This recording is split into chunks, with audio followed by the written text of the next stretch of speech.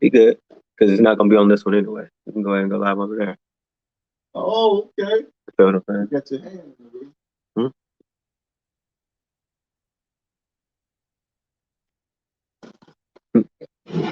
Right. I'm getting hit for it, guys. I appreciate it. Is it on your page going? It's live. It's waiting on us to get it. Okay, so I can't see on your page. All right, check. I just gotta go right here. I'm just trying to share it to my page. I'm gonna put live. I'm gonna do it so quick.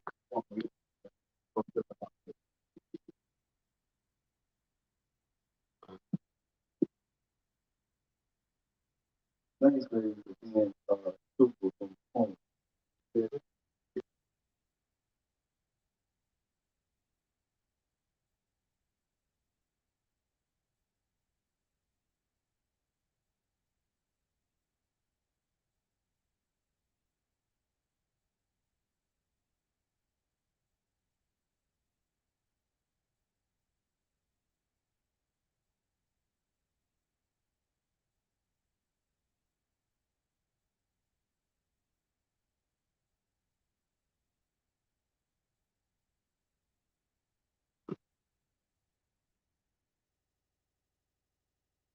Good now?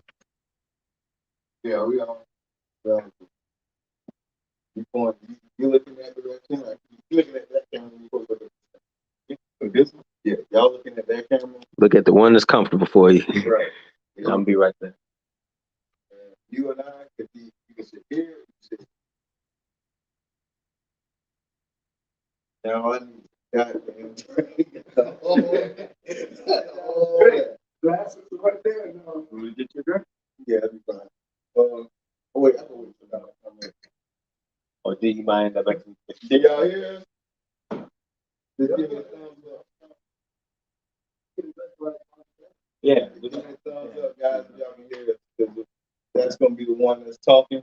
Don, you gonna have to speak loud. Where you at? This is the one that's just gonna be able to pick you up. All right. All right. So here we go. Here we go. We're going live. We had this. All right. So we're here now. So I got it. We're here now. There you go. They can see you. Yo, yo, yo. What's good, everybody? You got tap in, man. It's the talk. Unplugged, yo. Unplugged. We unplugged, and we truly are unplugged. Because like we're doing some things that my woman would do. Hashtag men on pride, and thank you for those who support us. You know what I'm saying? As it is. What's going on? Okay, you got me to stay in here. No problem. It's gonna be a good one. Just so y'all know, we're gonna go ahead and tap in, let y'all know who all we got on. We got big Don over there. You see it? Skrilla Gillen in the kitchen. Going in the kitchen like he wants to be in Don's kitchen. But you know what I'm saying? And then over here we have that one. Don't want that one. This is where I'm at. Got our other two partners. Yeah, we got other two partners. There you go. We got you in front of the camera, there we go. There you go. No. You got your own person. She said the sound is choppy. See how this thing gonna work out.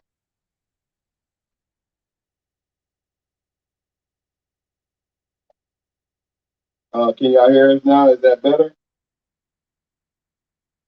Give me a thumbs up if you can. I'm trying to work through the kinks the best way I can because baby usually does this for me. I love her for that. Shout out to baby. Yeah. So does it sound better? I gotta wait on them to say something. Or you can turn on somebody else can turn on the line and see if they can hear it. Thumbs up. She gave us thumbs up. No problem. Get back to your get back to everybody's screen or just I got you. Talk up, man. Do your thing. Yo, tonight we got Dom's Kitchen, undisclosed location. Mhm. You know what I mean? Rocking out. We usually do our talk unplugged. And what the unplugged part about it is it's whenever we get a chance to give y'all a little insight on what we talk about. Usually it's our barbershop talk. Usually it's right, inside our own mess. So we just doing our own thing. We're venting. That's what it's all about. Mm-hmm. But y'all see the go on the Culture TV. But that was one of the unplugged episodes. We did twice actually. There's going to be something that we're going to continue to do, but we'll be in different locations and doing some different things actually. But today we got Don in Oh, Don's Kitchen. You know what I mean? what you got to say back there? You soften up, Don. Okay.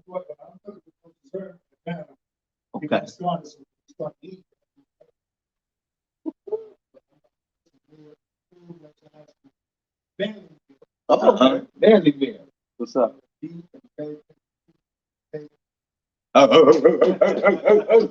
right. I'm sorry. Oh, man. All right. Yeah, we here for it, man. So talk to me. Talk to me, Crow. What we got today, man?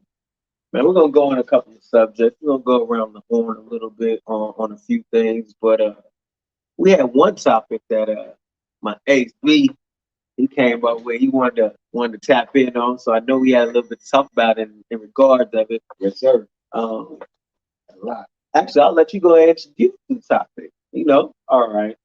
So, you know what? How it started. So the topic is about going 50-50 in a relationship, right? I'm talking about community. So the reason that I wanted to bring this conversation, this topic to the talk was because I watched another podcast. Shout out to $1 Million Worth of Game, right? Okay. That's my man Gillian Wallow, right? And so they had a conversation. They had G Herbo in there, and so they were talking about, do they ever go 50-50 in a relationship?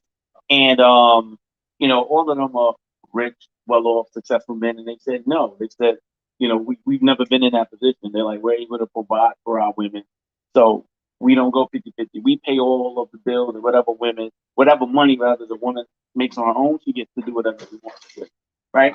So I wanted to kind of bring that here to the talk because it's been a controversial conversation, especially with how times have been changing.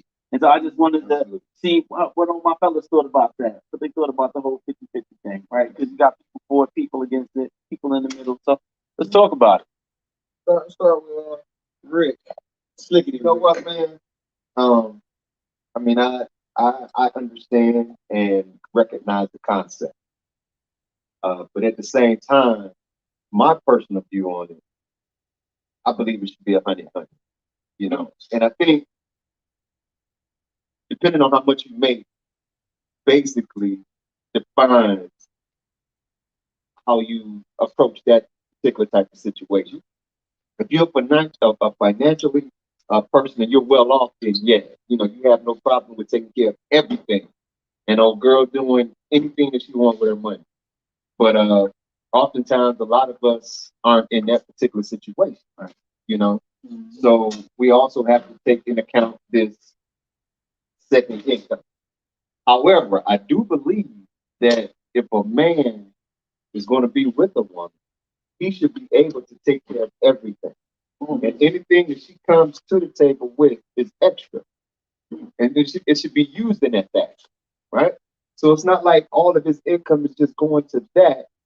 He can still take the opportunity to go on trips and do lavish things, but it will be coming out of, what she's bringing. You know what I'm saying? So another thing with that, I do believe that a lot of people oftentimes like to have a man who has traditional values. Right? I want him to take care of everything. Yeah. Right? And in these modern times,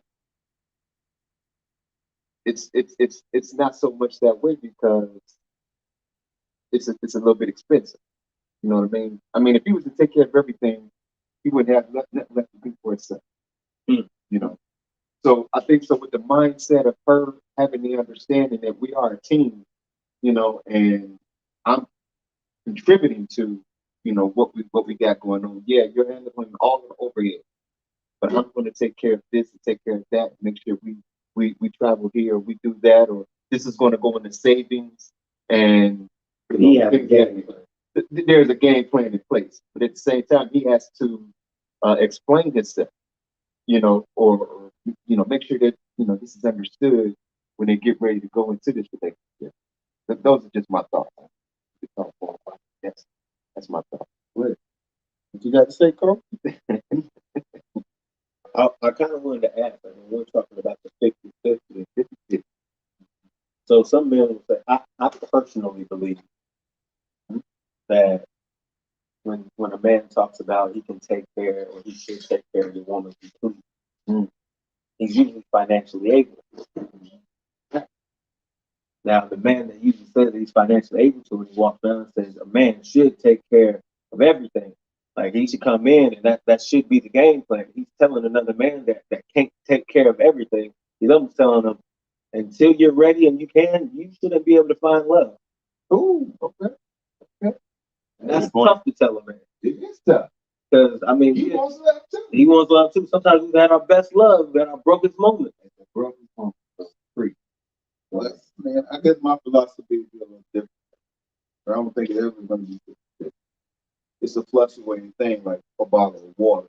When you tilt it, half a bottle of water, you tilt it one way, it's going to go that way. You tilt it the other way, it's going to go that way. It all depends on what the situation is and what it is. A true leader is going to listen to those who are around them. Right. Take hold of what they're saying. If it's the right way, they're going to go in that way. So if you're in a situation where she makes more money, okay, then you're going to have to back in, do more different things if you can. Like you take care of the yard, this, that, and the third. You may have to sit home with the kids because her job is able to take care of it. You know what I'm saying? That doesn't make you less than a man. Right. That makes you doing whatever you need to do to take care of your household. That might even be just the way somebody prays too. Because me personally, like I've told y'all before on the show, most of the women that I ever date usually making more money than me because I like a woman of a higher caliber. Like, but for me personally, even if she is bringing more to the table financially, I feel obligated to try and put more effort in other things. Like it's that give that, but it's not even in just a relationship, in a friendship or in a roommate situation. If I'm making more and you ain't making as much, whenever we're coming down to these bills or whatnot, shoot, I can understand that. Okay, I'm going to support more of the bills. I'm going to go ahead and do that. But what you don't have, you better be making up for some other chores or something. Make it feel like we give 50-50 or 100 as you say. You know what I mean? Yeah. So I'm going to do on some practice, man, and get the caveat to that. So, if we're talking about boyfriend, girlfriend versus husband, wife, there's a difference. Right? Because if you're my girlfriend, you're obligated to take care of whatever it is you need to take care of. That's not my responsibility. That's just my caveat to the 50-50 or 100-100 thing. You know what I'm saying? It's not my responsibility to take care of your bills as a boyfriend, girlfriend. Those are marriage type. I like that. Just throw that out. So I just wanted the reason I brought this topic up is because when I hear it, and I always hear women say, like, if he can't provide 100%, he's not the man and he's not the head of the household, and he's not making enough money, so he needs to go out there and do more. Take care of your money first. And worry about me. I just wanted to debunk that whole myth, right? Yeah, right. Right, because the reality of it is that in order for a man to really support a woman 100%, it's not about how much the man makes. It's about how much the woman makes. True. Like, for example, let's say that you're a man, right? Let's say, granted, a guy, let's say he's making like $80,000 a year, right? Mm-hmm. Now, if he's making $80,000 a year and the woman that he is with is making like $35,000 a year, then absolutely he has the ability to take care of her, right? Because he is introducing her to his lifestyle and not the other way around. Because he has more money, he has more access to stuff. But when you're dating a woman that, let's say that she's making $80,000 or even more, you can't introduce her to your lifestyle because she's living a lifestyle equal comparison or more. So there's no way that you can take care of her and your lifestyle. So Right. you have to do 50-50. Yeah. And people will say, no, that's not true. If he makes enough money, blah, blah, blah. I'll give you the perfect example. A$AP Rocky and Rihanna. A$AP Rocky is rich. Yep. To the average woman, he would change her life. But guess what? Rihanna's a billionaire. Yep. He cannot support Rihanna's lifestyle, right? Mhm. So I don't even think it's 50-50. It's probably 80-20 Rihanna. But the Right. point that I'm trying to make is it's not about how much money you make as a man. It's about how much money the woman makes, right? So if women want a man to go 100%, then we have to dig down, meaning that we're going to now select women who make less money than us so that we can have that type of Yeah. 100-0 split, right? So, but look at women today. Women don't want that today. Women want careers. Women want to be successful. They want to have their own money in their own right. Right. So if you're out there making 100,000 plus, and you're looking for a man to take care of you 100%, then you need to get with a man making 150, 200,000 plus. But guess what? That kind of shortens, you know, your market out there, the type of men that you're able to deal with. So let me throw this out there. And I don't know how y'all feel about this, but when we're talking about the Rihanna and A$AP Rocky situation, I don't even think finances come into play. Because they both can just take care of each other in those different types of facets. Yeah, it's cute thing. You know what I'm saying? So I think it goes a little bit deeper. I think it goes past the finances and it goes more into compatibility. And how we work with one another. Because of course I can afford you, you can afford me, we making millions or whatnot. So money really isn't a factor. Different when you're equal. You know what I'm saying? Yeah. You know what I mean? But when you're playing with the millions. You know what I'm saying? But there's a big difference between them. He's like good 5-10 million. She's a billionaire. But she gonna do her thing. She ain't gonna expect this. She ain't gonna expect this $5 millionaire guy to. I mean, they take care. She's got her. Exactly. Exactly. Like she's not right.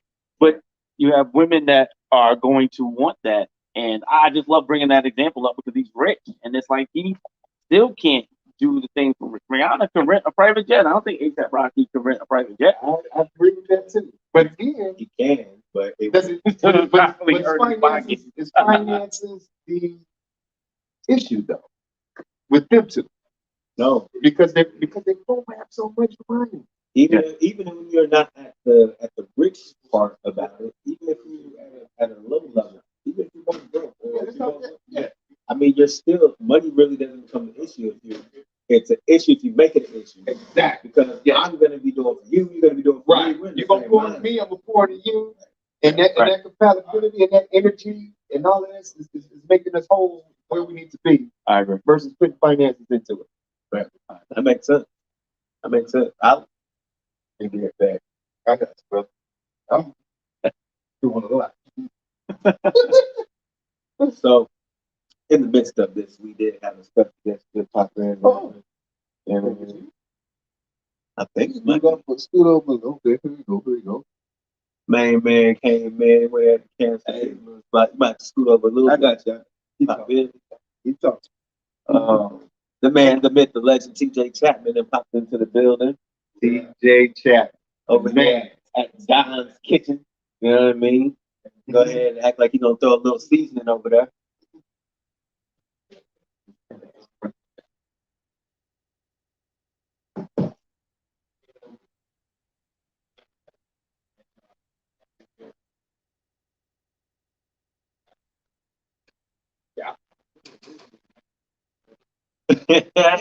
Get fancy then.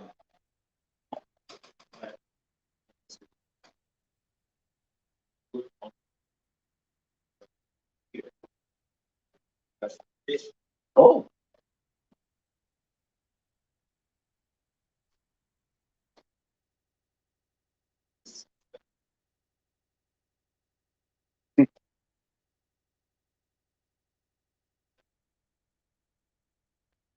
Yeah.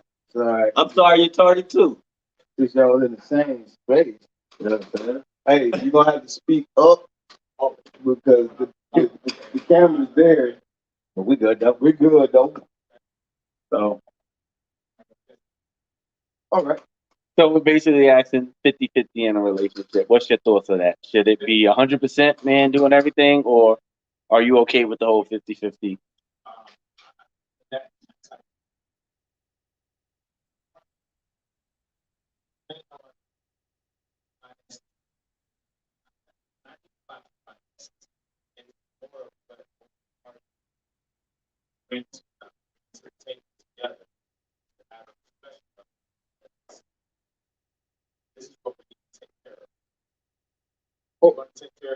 Hold that thought. Hold that thought. When I get you back over here, we're gonna get back right. So can y'all hear me? They can hear me because you're so far away. They can't hear you as far. So you can either come sit over here.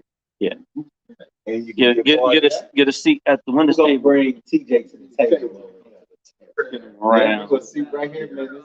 And then when he come in, get over there. Oh, right there. I'm gonna scoot him over. That's your glass right here, right? Yeah, we got you a glass. I see that. I see that chair. Let's get you over here. Let's get them. I don't know, but I hope you're here. I'm taking up my valuable time. I'm trying valuable time. You being late and then trying to get in. I'm gonna fry you all the way up. All fucking get in again. Go. All right. So here we go. We back in. Hey, listen, we live. We doing this thing like ain't nobody's business, right? And for once, I'm actually behind him, and I'm jagging this thing on up. But men are the prize, and I love all you women. Hey, you, and especially you. Yeah, I'm looking dead at you. It's funny you pointed at beef because I don't know if it was a post, but it was a post that was that had it was like, oh man, about this. Oh, You always wearing that. I was like, Well, you are too. but when they know about my curve. They know Oh, yeah. You got the engine in it. Got no engine. All right. Remember we brought up the other day, or other week, I should say. We was talking about if a man that comes up in the struggle in his community, Okay. and he finally made it out of his community, his rough community. Yeah. Should he go ahead and get his family up and out, move to the suburbs, move to wherever else is outside of Green that, pastures. or should he be staying there in his community to build it up? The same community that might be trying to tear him down. Should he be trying to build it up? And is that a problem? Is that our issue? Is what's right, what's wrong? Give me y'all speed on that. I'm gonna say if a man has been very prosperous in his upcoming out, into where he's going, I totally agree with lifting your family up first. You know. But if you have the disposable income to invest in your community, by all means. You know what I'm saying? But if you don't, because you still got bills to pay as well. And I do believe when people make more money, they got more bills. You know what I'm saying? And if you bringing your family up out of there, that put a dent in there. But that was what's supposed to happen. But if you got the disposable income to do some extracurricular, why not put it back into the community? You know what I'm saying? If you can. You know what I'm saying? That don't mean go broke trying to do that. That's not what you're trying to do. But you're trying to, at the same time, if you got the disposable income, I'm not putting it back into the community. Because you know what it's all about. Those are my thoughts. All right, I'll go with that. I like what you do. I was gonna rebuttal you too, but I'm gonna say this. I'm gonna go with that. We talk about everybody to a man when it comes to they have the amenities to take care of their family and others. Correct? This is where we're going with that? Yep. All right, well, it's easy. To each man, what is your responsibility? To you and yours first. First and foremost. Exactly. First. So if that means moving out of the ghetto Mm. That's exactly what you do. Right. Because you have an obligation to your children. Right. You have an obligation to the safety of your woman, if that's your wife or not. Or whoever she is. If she lives with you, what we talk about. The 3 P's, right? Protect, provide, and lay pipe. This is protection right here. You already showed that you can provide. This is protection here. Now, what are you gonna do? You're gonna live in the hood and then subject somebody else, if they like you or not, decide that they want to be in your camp or not, or they might just hate on you for whatever reason. The haters are out there, correct? All right. And they're gonna do something to you. Take your family out of harm's way. Absolutely. Take your family out of harm's way. That's your first responsibility. And then it comes to the community. But first of all, if they don't understand what you're doing, I'm looking at them. If who don't know? The community. Okay. If they don't, if Like, they I didn't made it, now I'm moving out. You supposed to want me to move out? I mean, what do we do? What do we dream about as kids? That's just like What do we dream about as kids? Getting out of the ghetto, doing something right. So when we actually do it, we roll. right. You know what I'm saying? That's perfect. What you're actually saying, because usually you get into little Timmy. Let's change the name, man. It's a ball man. Oh, man. Come on, man. You understand? I thought we were talking about Scrooge. I thought we were talking about Scrooge. There you go. No Johnny Deal. Great ball player. Yeah. Great ball player. And now it's kind of like, hey, you go on, you need to get out of here. Right. The first chance you get. Right. You don't need to come back here, whatever the case may be. And so guess what little Johnny does? He works his behind off. He gets into college. He gets into the NBA. And know what, Mama? I'm taking you out. What was the And it may not even be right? a girlfriend. You know, I got you may just say, hey, Mama, I made it. It's time to get up out of here. So you got this extra income. But you got this extra income now. So hey, I didn't forget about y'all, because I remember Uncle Earl, barbershop guy that we call Uncle Earl. Look out for you. Yep. Look out for me. Yeah. And he said, hey, don't forget about us. So, my question is, this on the other side of things. Yeah, you talking. I'm just thinking about it, though. If it's the mission to make it out of the hood and get away from that, That's the mission, man. who builds the hood? That is the community. Who builds it? Who comes back and corrects that? Who comes back in? Who makes that community? I mean, like, if everybody's mission is get out and you never come back to build it, that's always the dead zone. We're making our own dead zone. Instead of coming back and assisting and helping and uplifting and like, why are we running away somewhere when we should be coming back and saying no? But a lot of times we say that in aspects of saying, you know, the superstar, the athlete, yo, you gotta get out because I know the city. I know they're gonna hate on you. The city should be behind you, and should be supporting you. You be putting the city on the map. Or you're gonna die. Or you're gonna die if you stay. But I mean, you could die when you go across the way too. I just think of Minister Society. Kane finally tried to get out, and I mean, Listen. But that's a good point. But most of the time, when we tell somebody that it's time to get up out, it's because we don't think that they are mentally strong to stay out of trouble too. So hold on. Wait. Most of the time. Yeah. Hold on. So I'm with all that you just said, man. I'm with all that you just said. Please tell me what I'm wrong. But here's my issue. Here's my issue with what you just said about the community, right? Mm-hmm. We done seen this happen way too often, where you try to take everybody with you, but then you want to end up broke. There's nobody there. Only if you have the disposable income. Listen, you have at the moment that you're helping these people. Yeah. I mean, it's not breaking. You're able to do this because it's not breaking. If you listen, I don't pay attention to a lot of ball players, musicians, and all those who had the bag, right? The ones who kept the bag, is the ones who pick and choose who they decided to help. Right. But when you talk about the community, we ain't talking about that. No, we talk about the community where you grew up. Let me go and build a boys and girls club. Let me go. Yeah. Let me go and fix up this school. You know what I mean? Let me go and.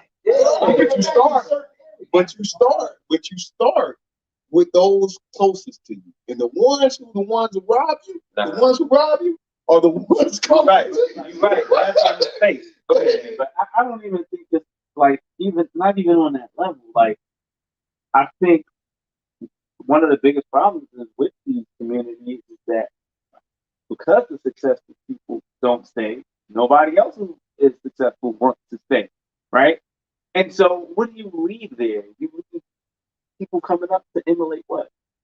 Drug dealers, stick up kids, right? The lawyers are leaving, the doctors are leaving, everybody professional is leaving. Right. And now who's there to be the role models to the kids? Nobody. But guess what happened? 5 years later, white folk come, gentrify it, and they did everything that you couldn't do because you left. Yeah. Okay. That's what happened in my neighborhood. Who does the kid honor at that point?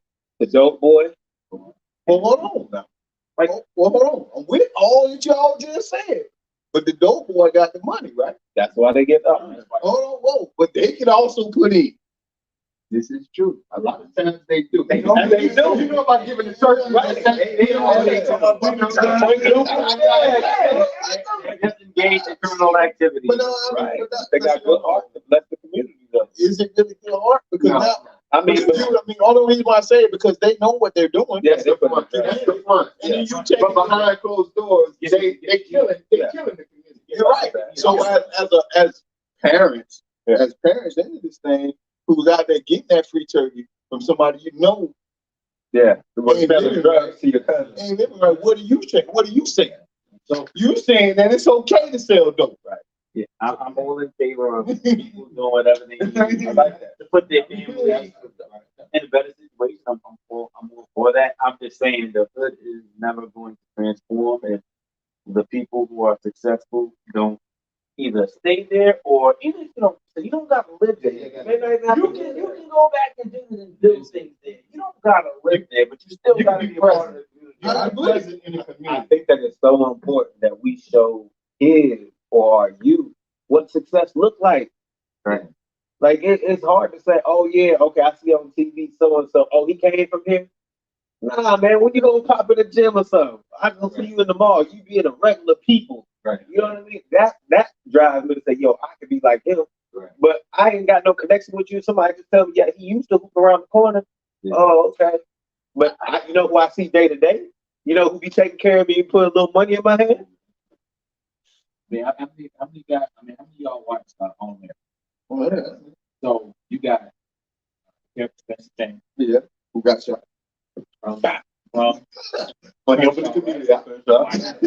The community. Trying to make a way out for his moms and I want to fight Crenshaw. His coach, Billy Baker, said, the moment I make it, I'm gone. And what did he do? He took off. So that in itself, it depends on what side of the fence that you're really trying to do. Like, are you this Billy Baker that's like, I can't stand it here. I can't wait till I leave. I'm never coming back. We're gonna be a Spencer James. Well, hold on. I got something for that too, though. Hold on. I'm glad you brought up the show. I'm gonna answer this real quick.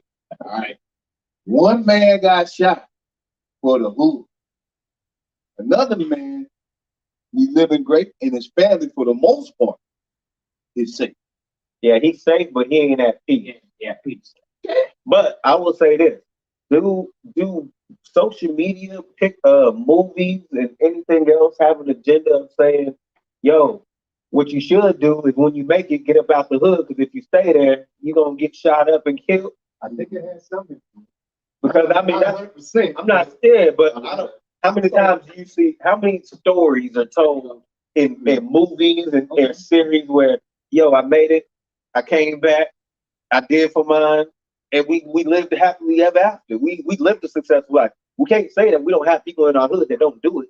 We all know that OG, that old guy or that old dude that went and played overseas and came back. We all know somebody in each one of our neighborhoods. But we don't tell that story. So okay, I'm glad you mentioned that, right? I'm glad you mentioned that. So what is peace for a father? So we're gonna talk about peace, right?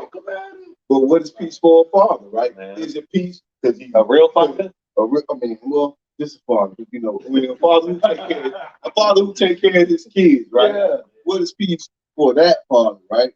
Is it his own self, like because he's feeling good for himself and everything around him makes him feel good, or is it his children are saved, regardless if he's uncomfortable? Peace for a father. Peace for a father is peace for a father is him not worried about anything. That's peace. You know what I'm saying? That means everything is in order, everything is right. If something is not right, then he's not at peace. I think obviously some is conscious, some is mental, and he has to either put himself in, interject himself in something or worry about something. So no, he's not at peace if he has to worry about something. He's not worried about anything. Everything is great. He's at peace. So do you think Ghost was at peace? No, Ghost was not at peace. He was never at peace. But guess what? For his whole entire life. But guess what though? Guess what though? Does it matter if your family is taken care of? Wow, you truly feel if you're at peace, if your family is good and you are in or whatever, it doesn't really matter. I'm just saying, I'm not answering the question, but it doesn't matter. It's all about your priority. I was about to say, it's your priority. Your investment to the hood. There's some of us that live in the hood but were never a part of it. So it's easy for us to leave versus us that were ingrained in it. These are my people. Like, I grew up here. I played sports here. Yeah. I went to school with these kids. That's it. You have a difference. But are you obligated to them? You're not obligated. You're not obligated. You're never obligated. See, because at the end of the day, like at the end of the day, what we're talking about, right, is giving back to the hood, right? Yeah. Now, is it an obligation or is it something that you truly want to do, right? It's a matter of fact. Now, right, for us, I said the first thing we should think about is our own thing, right? You got to take care of your own. Whatever that looks like, that's what it should be. And then if you have enough to give afterwards, so be it. That's exactly what he said. I like to say. So what we're gonna do? We're gonna take a little cut real quick. Okay. One, Donna, how you looking over there, my G? Deep money. Come closer. Do I need to give a zoom in on what you got cracking over there? What'd you say? You almost sure? All right. So I just want to give a little, make sure he was doing good. Then we got him in the background. Yeah. I want to see where he at, And then I wanted to tap in with our viewers. You know what I'm saying? I know that y'all got So what do people say? People say? In the spirit of baby, one of our good supporters. So we'll go back. Miss Shay says, I like the way you put it, Carl, but it's Buddha tonight. We ain't gonna correct her, but we're gonna correct. Happy birthday, y'all ladies. Happy birthday, girl. Happy birthday. Your family is good. Okay, no problem. And baby, she says, keep up the great work. See, that's support. Appreciate you. She killed support. Ms. Wanda, she says, if it's a true community, they will be happy for you. Success or succeed. Correct. They should. But haters gonna hate. But ballers gonna ball. Ballers gonna ball. You right? Gonna roll. Oh, damn it.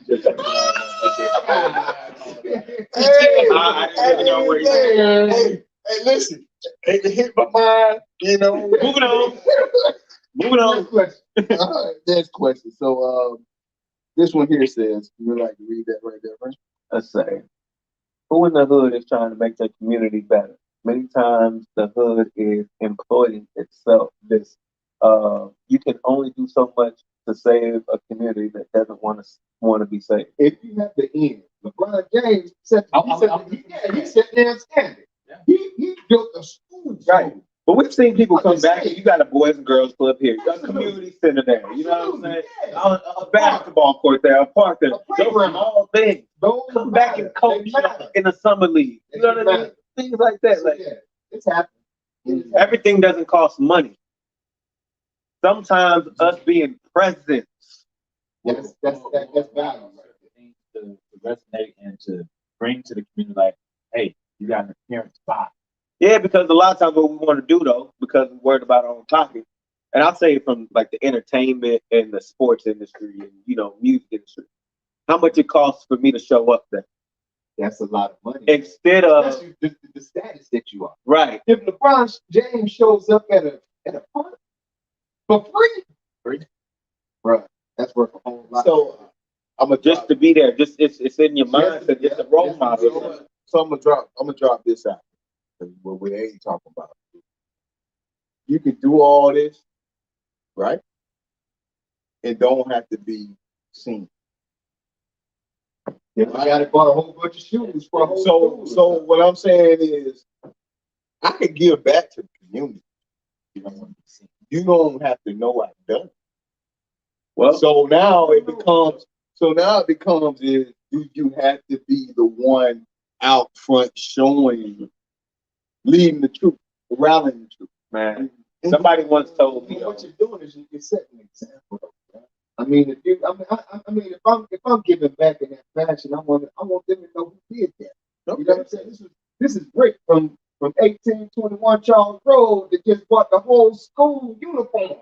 But I'm just saying, if you're gonna be quiet about it, it's kind of like they looking at Rick and be like, man, he done got big time. He ain't did nothing for the community. It's back in his mind. He's like, yeah. But now it's like, you got to defend yourself. So they get to that point where what you were saying is that you can be silent, but at the same time, those naysayers are still going to say some things like, "Oh, he done made it and he ain't did nothing for the community," without knowing that. What do you think about that? I don't think being silent serves a purpose at all. That's just me. I think you can be silent if you want to, but for you it serves a purpose. I mean, you may not want that type of pressure, man. I think some people don't want that person to be the one. They don't want to be the savior. It has its place. You know what I'm saying? I like to call those people sponsors. Like they come in and they get money. But what people really need to see is people successful in their neighborhood that lets them know, like, I live amongst lawyers, doctors, professional folk, actresses, rappers, or whatever. Like if all I see is broke people around me, I think I'm gonna be broke too as a kid. That's right. That's what I say. You gotta be around. Okay. So to me, it's just an interesting concept that you don't have to have you don't always have to be giving your money away. Your presence. But your presence being there and showing them. I got you. There. So that to me. And so this one young lady, she says, coaching, mentoring, pouring into your youth of the community. So many ways without having to spend money. But when you made it, and you've been blessed, it's always good to bless her. Absolutely, man. Yeah. One thing about giving though, I learned this on it's something that I'm still working on to this day. Right. Somebody told me, if you really want to give to somebody, whatever it is you want to do for somebody, give them 100% of it by never talking about it. That's that whole silent partnership. Give them. So that basically means, all right, if you as my bro, Rick, you know what I'm saying? You need me for whatever. Yeah, hey, man, I'm at the gas station. Hey, I'm broke down. Let me get you $25. Bam, yeah, let me get you $25. You own 100% of that when I keep my mouth shut. I start taking away from that when I gotta go and tell my boy Booty, I was over there with Rick the other day and I give him $25 for the get. Now it's no longer all of you. If you want to go and tell everybody in the world, go ahead and you tell everybody that's 100. That's you, because that's your gift. But if it's about if I'm really trying to get some type of acknowledgement, no, you're right. You don't have to say nothing. But I do believe if you gave me, $100,000 to get this thing off the road, I have to acknowledge that. Sure. Hey, I want to thank Pro and Pro Easy Productions for helping me get back on where it is that I need to be. Yeah, I said, yeah. I'm gonna say it. I should be the one to say it. Yep. You know what I mean? But if you don't say it, if that person, if I'm like, okay, yeah, but I'm back on my feet and everything, I'm good, I'm gravy, but you know, and he's the one that got me there, I would, being a moral person, I would feel a certain type of way by not acknowledging. So because this wasn't all me, I couldn't have did this thing without him. You know what I'm saying? I couldn't get back on my feet. Let's look at us. Like I'm sure all of us had mentors at some point, right? Yeah. Right. Or even a good mentor. Yeah, been mentor. Right. When did you meet your mentor? Right. Somebody that inspired you to say, "This is the direction that I want to, embark on." Like, where did you meet them at? Did you meet them in your hood? Where did you meet them at? Right directly there. Yeah. It wasn't like I went to a NBA game and then it was like, oh yeah, I want to hang out with you when you come back to my spot. No, I was watching you and going through things with you, and you was coming and tapping into me, and I was at awe that you was even talking to me, and I was watching and looking and like, yo, that's the you were in the NBA, you talking to me, yo. From a personal point of view, I didn't have. I have my mentors are my father and my uncle. You know what I'm saying? They were right there with me and they helped raise me. But are we talking about mentoring outside of the normal family member that we talking about? Yeah. Then if that's the case, then it was in the military for me. Yeah, military for me, not in my hood. Right. You know what I'm saying? Somebody who didn't even know who I was. But because I was a part of something, Right. He took me up on his wings and showed me what it is that I needed to know, what I needed to do, how to align myself, how to be focused, how to take myself to the next level. That's what I had. Were you in sports like on any team? I was in football and track in high school. Again, I still didn't have no mentor. All this shit was on my own merit, and then even in track, I didn't even make the squad. I didn't make the team. Man. I either wasn't fast enough, or my wing wasn't ready. Well, what inspired you? What gave you a sense of direction and purpose? I think it was my mother. Oh, that's a tough one for me, man. Yeah, my mother was the one that was like, you can be anything you want to be. You can do anything you want to be. It wasn't a mentor? Or did a mentor help you after she gave you that boost? She put that battery in the back. Until I got into the military, man. Military gave During my childhood, I didn't have any of that. Yeah. It was all on self-preservation. Okay. My father wasn't there. Yeah. TJ, what you got? But I just say that because like I grew up in the hood and most of my friends got F's on their report cards. I got you. Right. And the reason for that is because there wasn't any male mentor, so everybody gravitated towards the drug dealers and said, "That's the life I'm going to live." I saw the money in it. Because they were successful. I saw the money and they got the fame. That's what they identified as success. You make a point there. You make a Local point. celebrity. So, TJ, your mentor, how did you do that? It wasn't a mentor. You said what gave you the drive And the motivation. The motivation. What gave you the motivation? It's two factors. Okay. It was my childhood factor where my dad was still recovering, and my father figure at the time was my next door neighbor. He took me, brother, and all the neighborhood kids, and we go play football in the field across the street. So that helped build a foundation, but he only could do so much because he knew, hey, I know you guys want to get ready to go to college, get ready to graduate, and venture off. Yeah. So once you venture off, the only thing you have is what he's taught us. And so now you go through life and you go through different situations trying to figure out what's up. And so it wasn't until, like you said, it wasn't until you got to the military, the army, that you finally realized, like, yes, this is it. You had your foundation. And like with me, Anthony A.D. Davis, he's actually my mentor. He's younger than me too. And he's younger than me. And that was one thing that I had to realize is that age sometimes does not. I ain't seen him and heard from him. Have to really, figure out, like, hey, like some of you guys are, also a mentor, believe it or not, because you guys teach me things that I may not know. Yeah. And so as I'm continuing life at the age of 43, I'm still learning. That was up with this. Yeah, he keeping it real. All right. Uncut. I think I'm gonna go. I'll go right here right now. I'm gonna go after you. I'll let you know about I'm gonna turn the page right because I'm gonna keep it 100 with everybody. As you should. 100, man. So I was another nigga, bro. I danced to the beat of my own drum. Still do. My own drum. I ain't listening to no motherfucker. Still don't. Understand? Gotcha. So I mean, I'm just gonna keep on. So yeah, these guys are telling me some shit, but I didn't want to hear that shit. I want to do what the fuck I want to do, right? Yeah. Now, I had children. It gave me a sense of purpose, changed the game. It made me understand it ain't about me no more. Because my responsibility changed, which changed my motivation to actually want to do something different because I had to be here for them. So you want to know what my motivation came from? Sure. That's where it came from. Because for then, I didn't give a goddamn about nothing.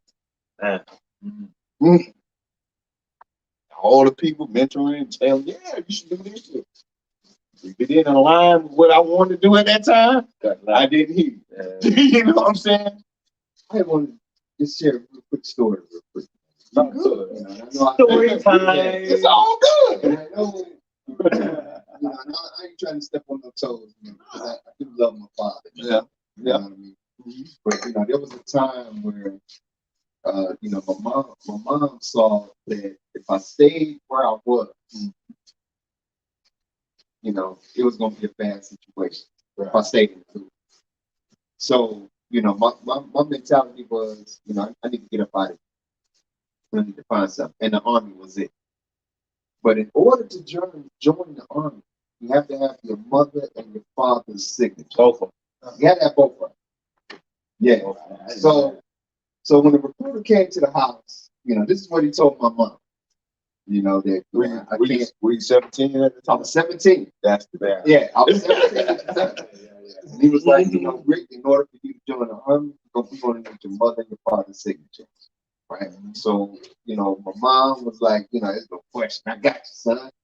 So we needed to get on the phone and call my father so he needs to talk to the recruiter. Dad, I love you. If you're watching this, I love you to death. But this is true. This is my truth. This is my truth. And when we called him, he said, my son ain't joining no more. And at that time, I believe he was a Jehovah's Witness or whatnot. They didn't believe in that. Definitely. And I was just so upset. I broke down right there in front of my mother and the recruiter. I was like, I can't believe this. I can't. So I'm gonna have to stay here. Yeah. You know what I'm saying? I'm gonna have to stay here. They the streets is coming at me. Hey, bro, you got to do something. If you gonna work over here, or you gonna work over there, whatever. But I gotta the crib. I gotta get out of here. You know what I'm saying? So my mom made the decision to sign her name and sign his name. Oh, she forged it. Give me all your money. Right? At the same time, she was like, my son is getting up out of here. Okay. And it was at that point right there that I knew, because my mom set that blueprint for me, but I had to implement. She was like, this is what you need to do. Of course I didn't listen, but when I got older and I had to do something, she set the blueprint for me. And then, I had to make that move. And, what she did was so incredible, man, that, ever since that time, she had signed his name and her name. Okay. For me to, and the recruiter didn't even question it. Okay. Because my mom was serious. He was like, put him in. Put my son in the military right now. You know what I'm saying? He was like, okay, yes, ma'am. You know what I'm saying? Or whatever the case. But at that point in time, I respect him for that. I had a whole different. I appreciate her for that. And I am where I am today because of her. My respect. Yeah, still love her at the same time. It is what it is. It is what it is. So, we got money, right? So what was that motivational factor for you Man, you know what? You knew it was coming to you. Yeah. You knew. You know, it's funny because shout out to my uncle, man. Like me and him spoke like a month on his birthday. Uh-huh. You know, because anybody who knows me when I was young and all was shit. Like stealing, all types of shit. Like, you know what I'm saying? Because it was the environment that was around us. I wasn't a bad kid. He was a hoop. I was just running. I was just. It was less about being a hoodlum and more about being fitting in to make sure that you're not a victim. You're either. What I learned being young in the streets is you pray as a president, not chosen to be a president. You know, but what I learned is that game comes to an end. You either end up dead or in jail. Like, you never get out. And my uncle was like, you know, professional, the doctor and all types of stuff, you know, and it came a point in my life, I think when I was like 17, I got into a situation a lot of cats don't know about, where I got into a really bad fight. Wow, all types of stuff on me. Yeah. I still got the scars to this day. And I think that was when I made the decision, and I'm like, yo, I can't keep living like this because I'm gonna end up dying. Right. You know, and by the grace of God, you know, me and him was still in touch, you know, and just talking to him and learning from him and saying, okay, you know, what you're going through is impermanent. It's the way to kind of get out of this situation and finish school and all types of stuff. So, you know, you know, if it wasn't for him, like I tell you right now, I don't know where I would be at right now. Like, It's a blessing. I don't know if I'd be dead or in jail or whatever.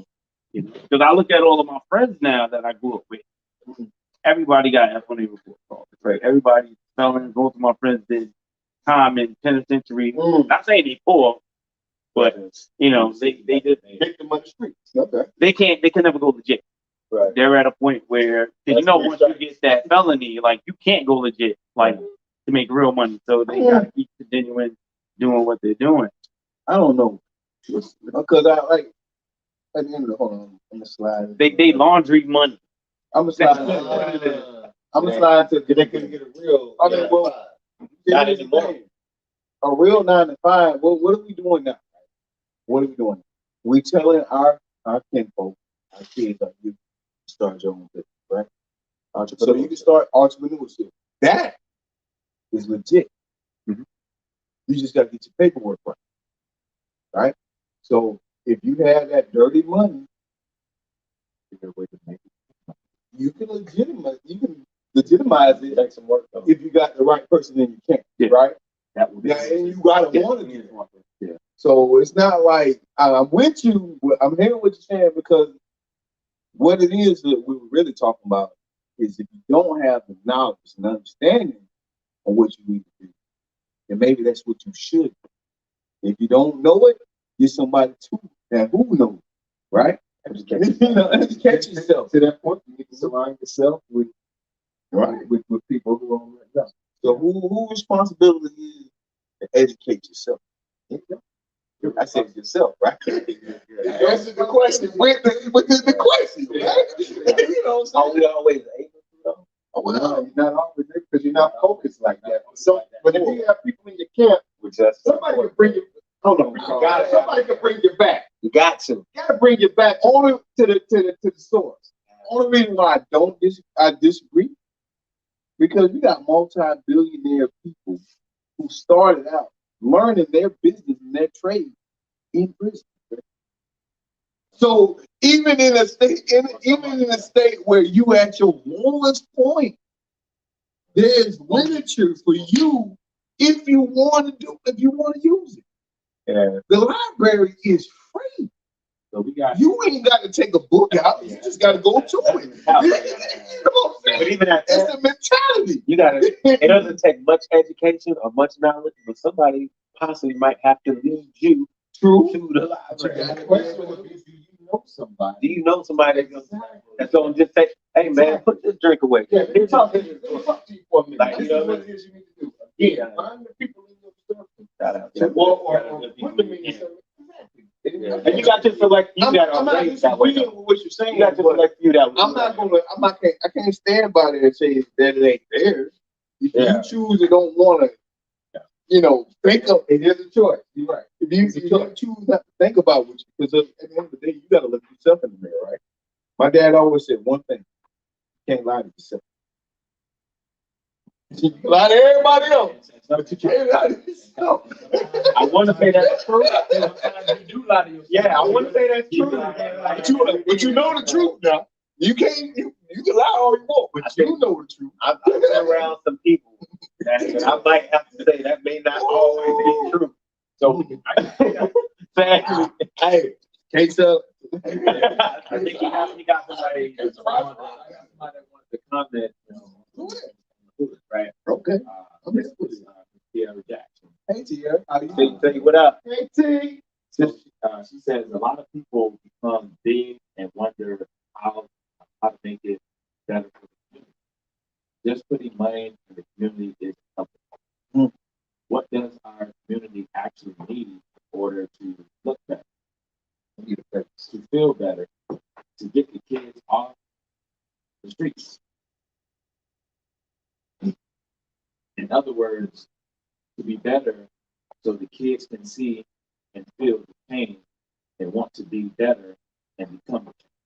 If LeBron James came to the city, I'm just saying, I'm just using him. If he came to the city, it was like, hey, Thanks, Sierra. Appreciate you. I'm holding a barbecue. Come on down. I guarantee you a whole bunch of. But what he needs to do on his end is have some people come in and speak at this barbecue. I want y'all. He's the person that gravitates people to come on down. Right. It's the It's the appearance. What's the problem? What, Carl? Jesus Christ. I'm not disagreeing. We're trying to reach the people. I'm not disagreeing with you. I'm not disagreeing with you. Face on this thing. I'm not disagreeing with you at all. Someone to know why. I understand. I mean, Rick said, "Hey, I want everybody to come down." So I'm gonna answer this. I'm gonna ask you this question. What you got? So, how many people make it in professional, and how many people make it in being a rapper, a movie star, and all these glorified roles in society? How many people make it? The sad part about it, when I was going to say, I was told it. Maybe about 10%. So now you telling me you want a 10%er to come to the hood, that they came from? to come to the hood. Yes, I do. You want them to come to a hood, right? Yep. And spread this good gospel to everybody that's there, and expecting them to be a 10%. What came into that 10% though? What kind of work came into it? So I'm gonna use Cleveland, right? So if I get Steve Harvey, if I get Arsenio Hall, and I get Halle Berry to represent a particular place in Cleveland for everybody to come, right? Bone Thugs and Harmony on St. Clair, 112 St. Clair. Come down there just to represent and be a face for whatever. You know what I mean? That is key, man. That's okay. That's just a 10% of just coming down, just trying to bring people together, have some people talk. Maybe I get some inspirational talkers. But then I get Crow, I get Carl, I get TJ Chapman, I get these guys to sit here and talk to these people. That's all I'm saying. I agree with you, but what it is, it's not only the present, and because that's what you're talking about, and what you're talking about. It's not only the present; it's what we bring to the table when we're bringing it. It's the education. It's the actual it is like giving the medicine inside of the candy because of who I am. You're gonna listen to me. So it's not just showing up and saying, "Hey, what's up?" It's coming in and what? So I'm with you. But you are somebody. You're right. But see, here's the thing: we as men, we talk about that part of the show, but then we also have this other thing, right? Where we have women out there because we all live for the women, right? And they shoot. And we know because at the end of the day, go ahead. Get to your point, but see, they shoot for the stars. They always want the superstar, and they always shit on the 9 to 5 guy, right? They always shit on the 9 to 5 guy, right? Why do they shit on the 9 to 5 guy, right? They shit on the 9 to 5 guy because guess what? All they see is the 10%. And where did that 10% come from? That 10% come from the guy who came back to the hood and they felt like they can get it. I'm not really reaching because I'm speaking for the average Joe, bro. I'm speaking for the average Joe. You know, when you got these 10% reaching for the stars, then if they don't get that, if they don't get to the star, then they set up for you. Then they become your drug dealers. All we need is then they become everybody else because they felt all you need is to be an inspiration, to be an empowerment, to be someone that's uplifting, to take this nobody to another level. Because what it ends up happening is, and it's almost the same aspect of don't go back and help out because you're gonna get shot or you're gonna get hurt or you're gonna get drowned out by your own. Like we paint this narrative and sometimes it don't even happen. Right. This is one Right. You gotta step out of that. So I'd rather have that firefighter, that bank account, somebody on a more realistic. Let's be honest. On a more realistic, attainable goal. We just said only 10% of them. I don't care. No. I need the superstar. I need the superstar and the common working man. No. I mean, because the superstar. Look. And work hand in hand. Wait. What the superstar gives you is he didn't become a superstar just because of the luck of the draw. This is what you could have. And he put in work. She put in work. And she's going to talk about the work that they put in to become a superstar. I'm with you. The average Joe is going to put in that work, and he's going to say, look, no. What the average Joe is going to tell you is what spending 20 years in a job and what retirement looks like. He's going to show you that beautiful side. I need both sides of all that. I don't need nobody to tell this part of it. I need both sides of that. Okay. Because everybody ain't an athlete. Everybody ain't got a musical talent. Some people need to stick in there and go ahead and be solid in a job. I'm not disagreeing with you. But I'm going to ask you this question. I'm going to ask you this question. As you're raising the offering, how many 10%ers that's coming to the hood going to have that average Joe speak out with it? But that's the narrative. I'm just, we can paint the narrative. But you're seeing how many 10% is going to have that average Joe. Listen, the only 10% that's coming to the hood is that humble individual. So he's going to look at the Mr. Fireman or the Mr. Policeman or the Mr. Whoever it is, he's going to stand right next to him because he's humble behind him. Let's be honest. He's not going to be there unless his head is right there. Exactly. Because if he's full of himself, he ain't even coming to the city. And that's part of the thing. Your mentality got to be right in the first place. And if your mentality is right, the hood, the community, I came in these streets. It's not always perfect, but it's he said it right there. It's not always perfect. It's not always perfect. It's not always perfect. But that don't mean like come on now, because like as we sit here and we talk about it, right? As we sit here and we talk about it, I'm gonna get to the better screen so we can all be as we sit here and talk about it, you know what I'm saying? It takes a certain type of individual to make it to the top. And some of these people, majority, I'm gonna say 65%, 65 to 70% of the people had to step on somebody to get it. And they can't talk about it. Okay. So now they stepping on something. You talking about 65 to 75% stepped on somebody to get it.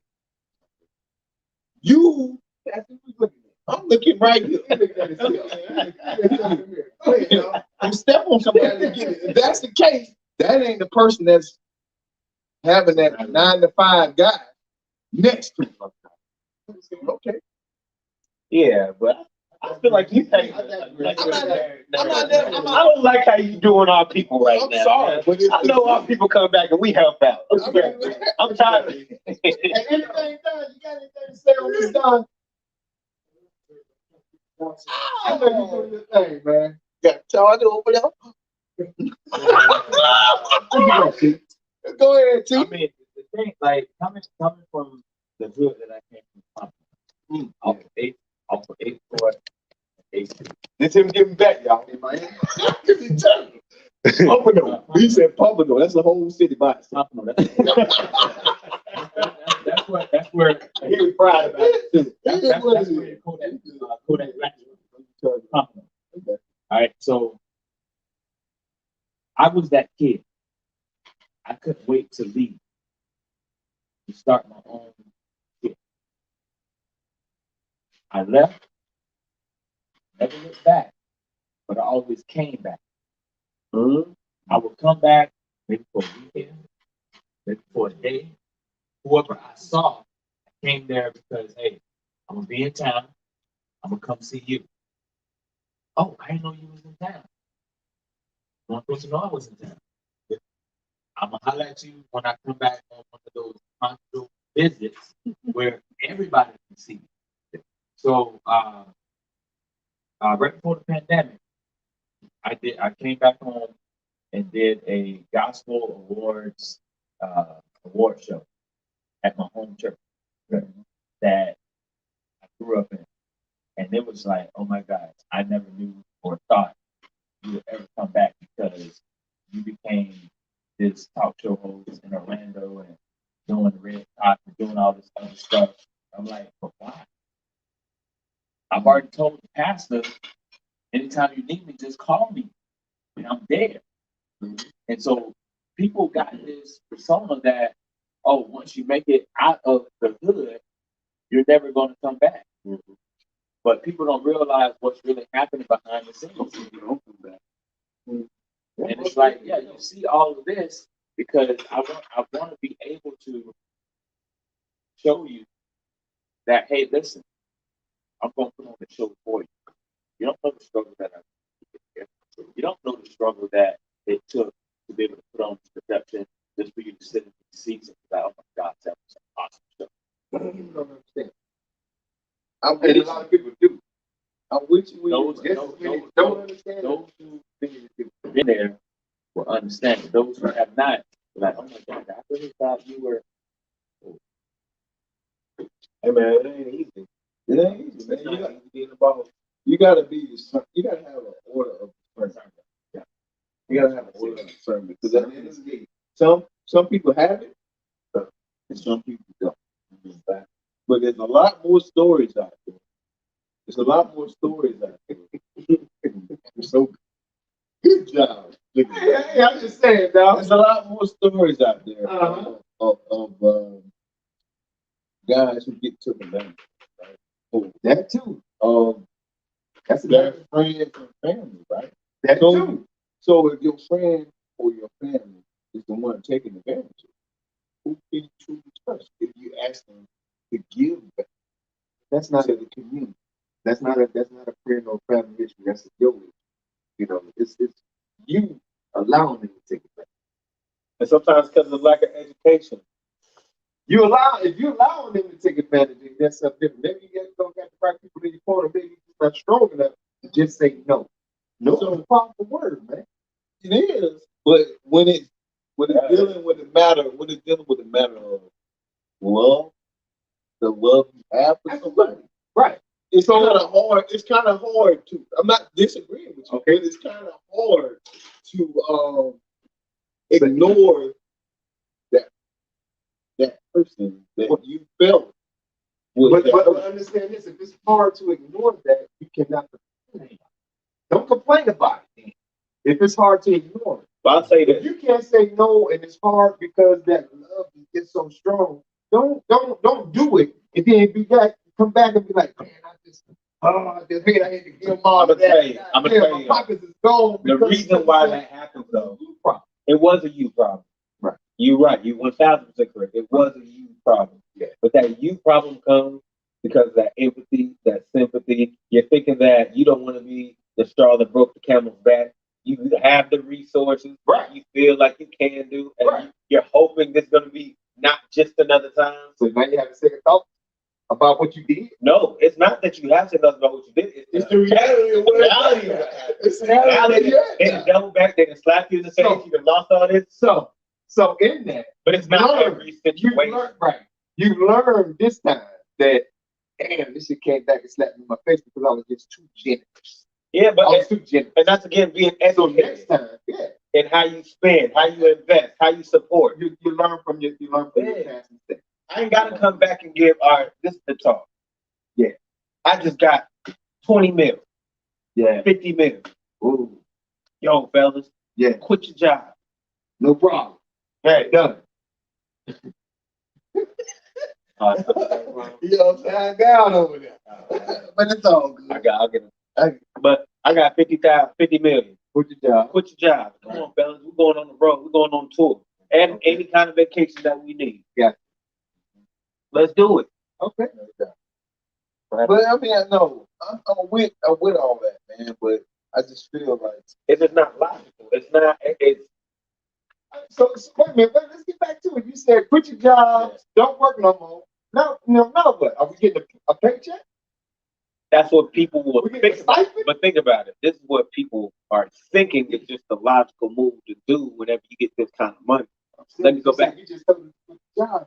Right. That's one aspect. What we should be doing is, if I got 50 million, the talk is, hey, guess what? What do you like to do? Whatever your job is and everything else, let me go and put you on so you can make more doing something more leisure, casual. So you still getting benefit and you're still making more money. Yes, sir. Not Yes, just sir. quit your job and come and live on me. Yes, sir. We're not just, it's not just a, hey, come on, Crow because he just got 50 million on the lottery. I'm with you. No, let me go and invest in you and getting you a business. You go run you a business and create and run you something. Hey, what you want to do? What are you great at? No, you go run something. And while you're doing something, I need you to go ahead and go back to the community and go ahead and tap into the kids. Matter of fact, if I'm going to invest in you, what you got to do for me is you got to go invest in them. Like, give a tag back. Educate yourself in so you know how to move when you got that money and how to move in your community and still push your community to make it a bigger community. Because if you ain't got nobody that's ever reaching back, your community is always the slum. It's always that. And it's always going to stay that. And every time somebody else brings somebody new in, it's still going to be the slum. Why not go back and make them slums something better? Because what the other people will do, like he was talking about way earlier, they're going to come back to that same community, wipe everything out, go ahead and build it up, put money into it, and now it's They're gonna plant their flag by putting the Starbucks bill. And now we sitting there scratching our head like, dang, man. I hate to be the bearer of bad news. I hate to be a bearer of bad news, right? The Bears. A bearer, yeah. I hate to be the bearer of bad news, yeah, right? But how far between does that happen? Most of the time, you hire that person. They have the idea, but it doesn't work out. Now you done lost substantial amount of money, you know, on somebody else's dream. Mm-hmm. On somebody else's dream, not yours. Because your dream is you're actually the funny thing, it actually works out a majority of the time. Look at LeBron James. Look at his whole team. Look at Rick Paul and all of them. You think they would have had that access without LeBron? Look at Mayweather. People. Everybody. You got Adam Sandler and his whole team. Everybody who is famous, because you're thinking about helping the whole hood. No, they're helping their immediate circle. Most people who are rich, their immediate circle becomes rich too. So hold on. Now, but here's the thing though, right? As many people as you only name 3. But I can tell you countless of stories of broke NFL, NBA players who had it all. Right? It was for management. Who had it all. Money management. Hold on. You talking about money management, but they only thing they did was try to help the same people that we talking about. But now some people so about Clinton Portis. I'm talking about Clinton Portis. You can talk about Clinton Portis. You can talk about. You only want to do that when you have disposable income, man. I'm not talking about money that's meant to do something else. I'm talking about only disposable income. Right. I'll say this as personally myself. If you have disposable income to do that, it's not being educated on how to spend. So all I'm saying is. So there's I feel like that's all I'm saying. I feel like in this situation, we put a little more faith in people than we truly really do.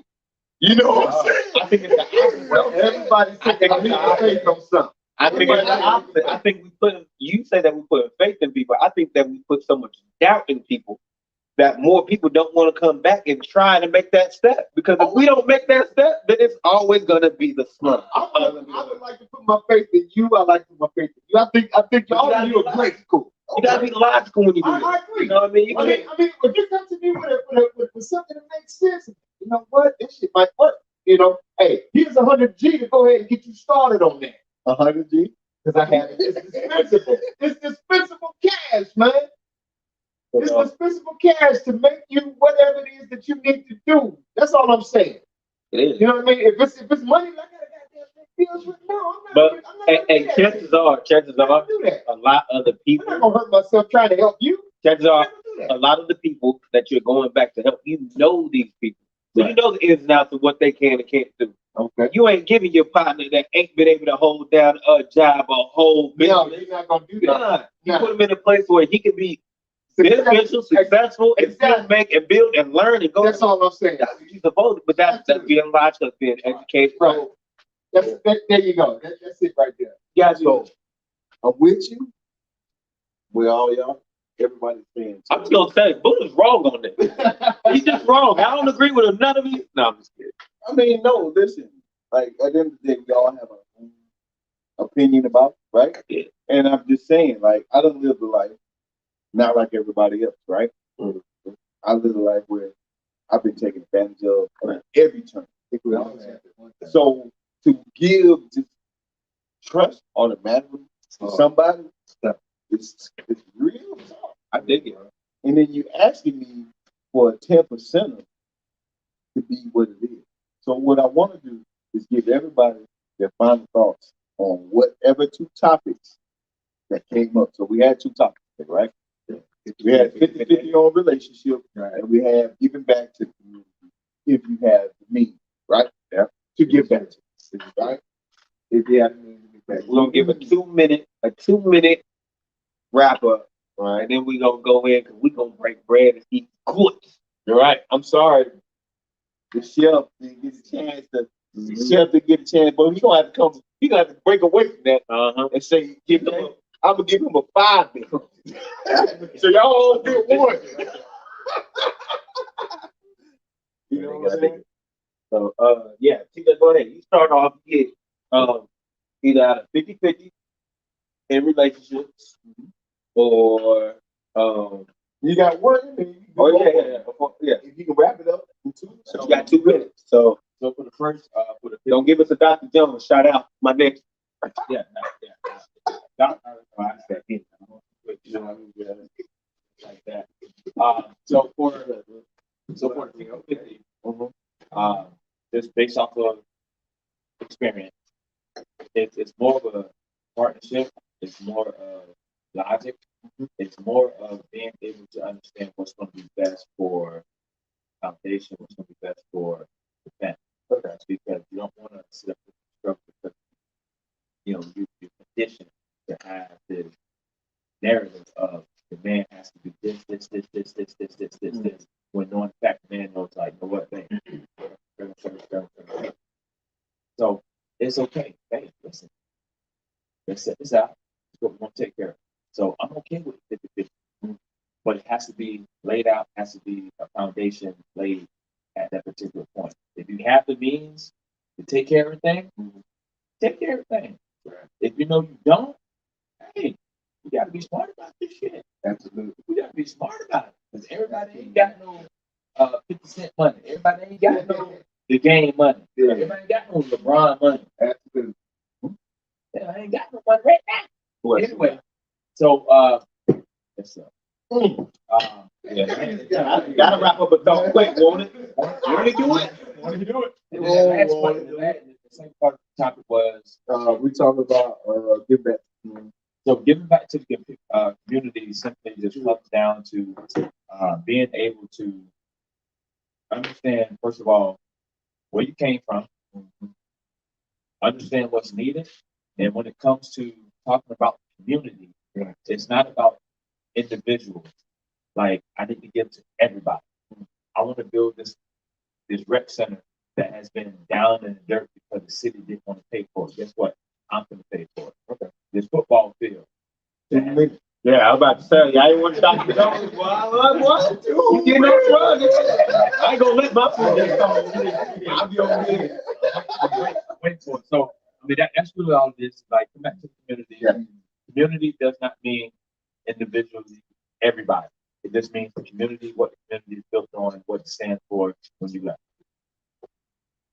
So the topic I really like to touch on is 50-50 thing. Okay. You know, it's something that I don't believe in. I don't believe in 50-50. I believe in 100. But at the same time, I also believe that a man should be able to take care of a woman. Mm-hmm. You know, if he's going to bring her into his fold, Yeah, he should be able to cover all of that. Yeah. Now, in that, I don't believe that a man should take a woman that doesn't have a job, that doesn't have something going for her. I'm not going to live in a traditional time. I'm going to live in a modern time. mm-hmm. And I truly believe that a man really should take care of things, but at the same time, a woman is bringing something to the table. She's bringing some type of input. It doesn't have to be a lot monetary, but at the same time, she needs to bring something. I agree. If he's taking care of everything, you know, he has that ability to take care of everything. What she brings is extra, and it goes that extra mile. You know what I'm saying? It goes to that extra comfort of what it is that they're trying to do, whether it be vacations or outings or dinner or whatever. That's what she's bringing with her income. And I also believe that if I'm at home, work first, you know, I don't mind starting dinner. You know what I mean? I don't mind cleaning it up. Getting it going. Getting everything going. I don't think, you know, that solely depends on her to make sure that the house is in order and all of the nurturing is in place. You know, I can do some of that too. I would like to shoulder some of that burden as well. Yeah. You know, so again, it's not into that traditional sense. But what I don't believe in a woman wanting a traditional man only when it's convenient for her to be, you know, served in that traditional fashion. Right. I don't believe in that. You know what I'm saying? Because if she goes into that traditional fashion, then she has to do the traditional things herself. Mm-hmm. And in that, you know, which means, you know, being that nurturer, you know, make sure my food is cooked. I want this and I want that and I want, you know, I don't believe in it. But at the same time, it's 100-100 and not 50-50. I don't want to halfway do something. It's hard for me to do this. It's hard for me to go halfway in. I want to go all the way in, 100%. If I see that the dishes need to be washed, I'll go ahead and wash the dishes. I ain't got no problem with that. You know, if the trash needs to be taken out and I'm not there, I would love for my woman to take the trash out. Mm-hmm. You know what I'm saying? It just needs to be done. You know, whoever needs to do this thing. But again, I do believe in making sure that I take care of my woman. You know, I have the funds to take care of her and all of that stuff. But whatever it is she brings me to the table is extra. That's all I know. All right. So I want to talk about giving back to the community. You know, as far as that is concerned, I feel like, you know, your priority should always be your family, and you need to do what's best for your family. If you're in a position where you're like, if I stay here, my family isn't going to thrive, or bad things can happen, you should leave. But I think that we also need to understand, like, if we have a connection to our community, we need to try to stay involved with our community, right? Because we need to have, like, people in there to be role models, right? We need to have successful people around the community, right? Because our community is a reflection of the people that live there. You got a whole bunch of bums in the community. Ain't nobody else going to want to stay. People will stay when successful people stay, right? And we talk about gentrification, right? Why does gentrification make our neighborhoods better? Right?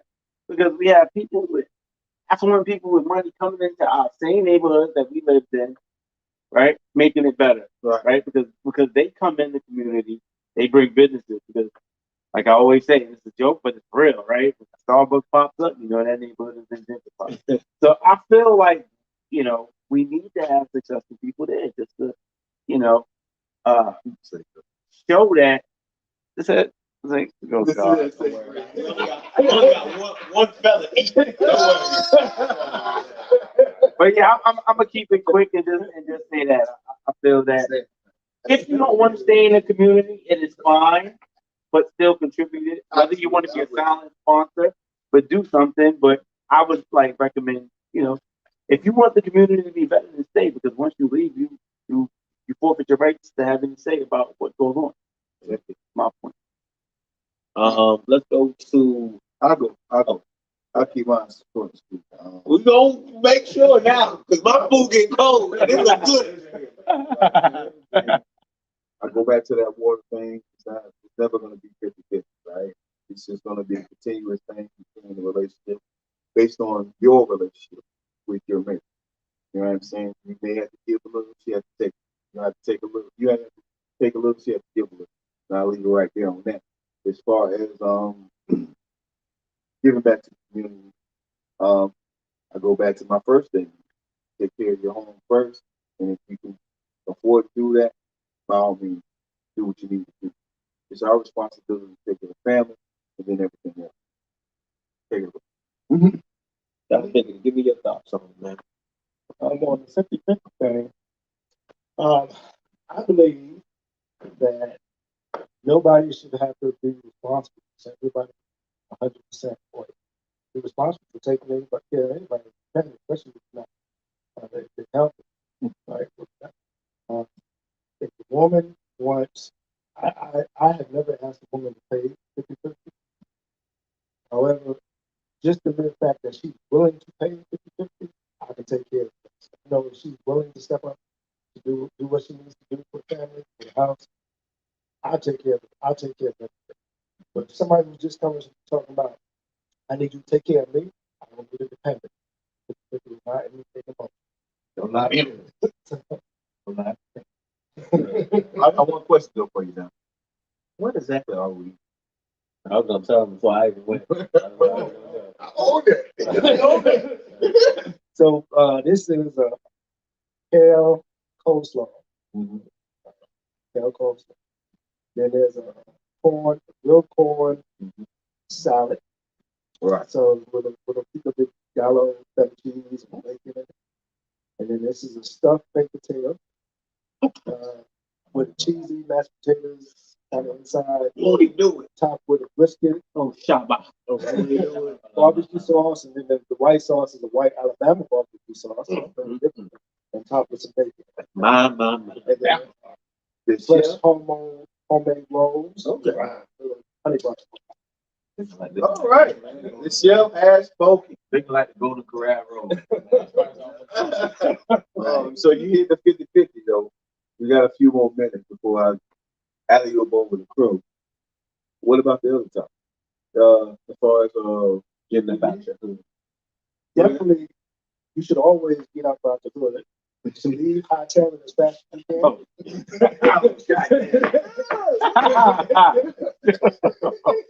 Right?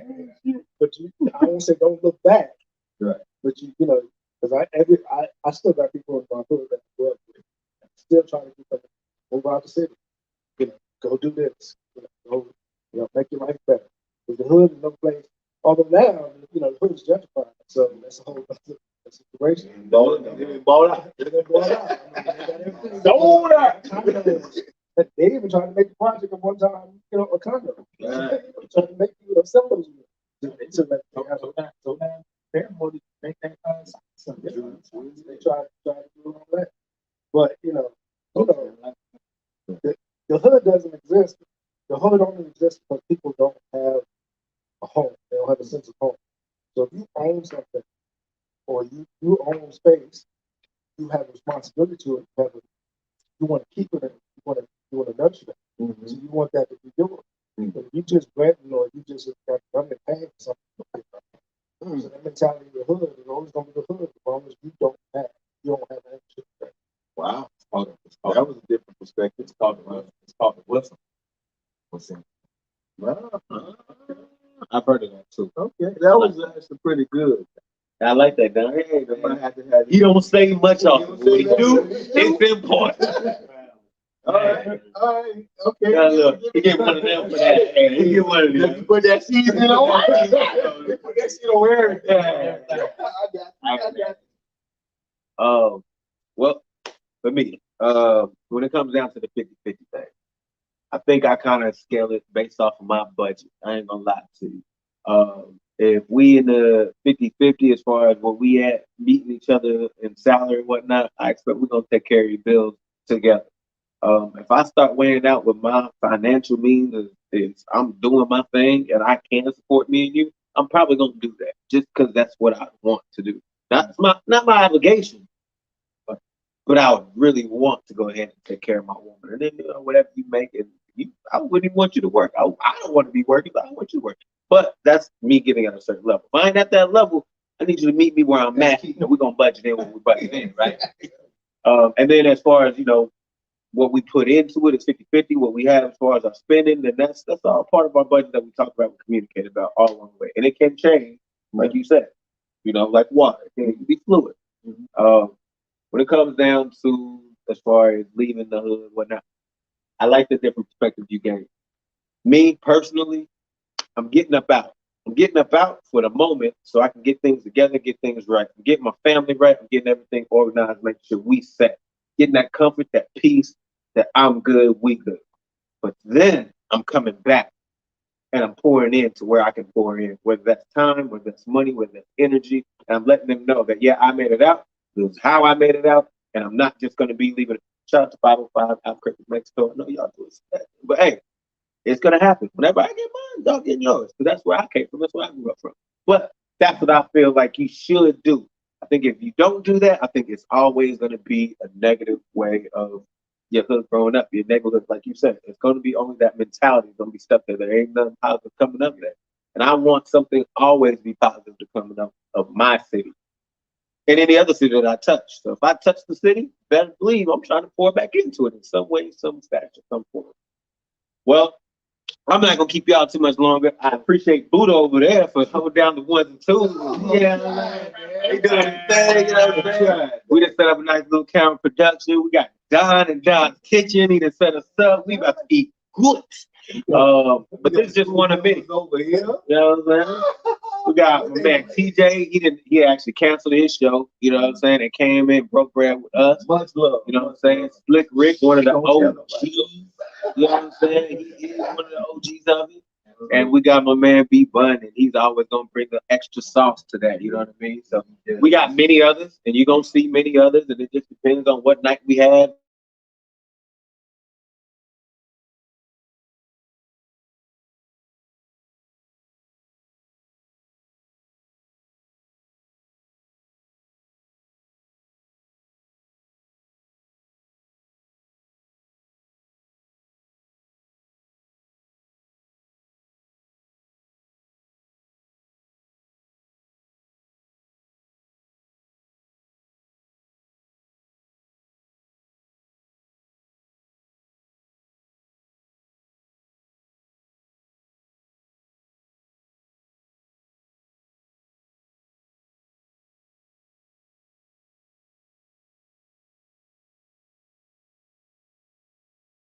Appreciate y'all being with y'all is. Y'all tuning in. Until next time, holla at us, man. It's the Talk Unplugged. We out. Hey. That's great. Bro, yeah, we about this thing. Eat this good meal, man. Thank you for the food that I'm about to receive.